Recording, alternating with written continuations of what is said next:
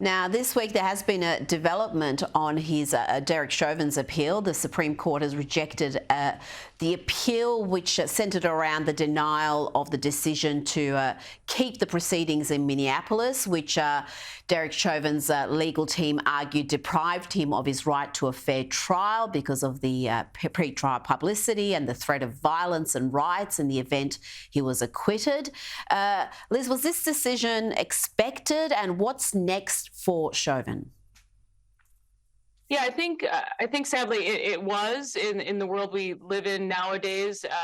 The attorneys, they were hopeful that something would happen at the level of the U.S. Supreme Court, but they also knew that this was a pretty long shot after everything that's been allowed to happen. But again, this trial, and we talk about this in the film quite a bit, wasn't really about what jurors were allowed to see, but what was kept from them. There are a couple more legal maneuvers here that they hope to make in the coming weeks and such. So we'll stay tuned for that. I know the other attorneys involved with the other three officers have some things going on as well.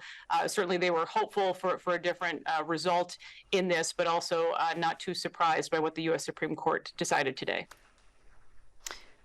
Well, there's another appeal underway with evidence indicating that Chauvin himself did not cause George Floyd's death. The Associated Press is reporting in a motion filed in federal court, Chauvin said he never would have pled guilty to the charge in 2021 if he'd known about the theories of a Kansas pathologist with whom he began corresponding in February. Chauvin is asking the judge who presided over his trial to throw out his conviction and order a new trial, or at least an evidentiary hearing.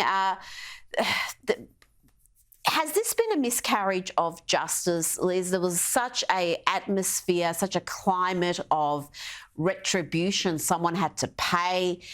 We saw the riots throughout the country. In fact, there were riots internationally, BLM-inspired riots. Is what happened to Derek Chauvin, in your opinion, a miscarriage of justice?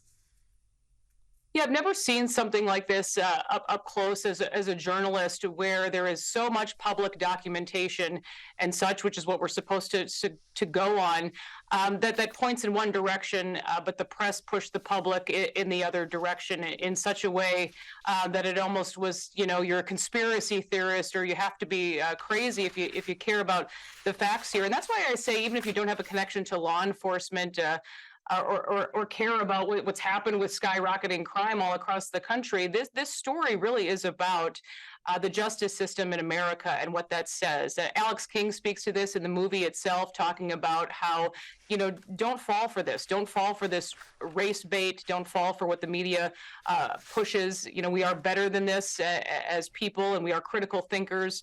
So let's not let this happen again in our country. And I think, everybody can kind of decide for themselves after seeing the film, or if they read the book. There's a lot more in the book that you can only kind of boil down into a 90-minute film, but I think this really does speak to where we are,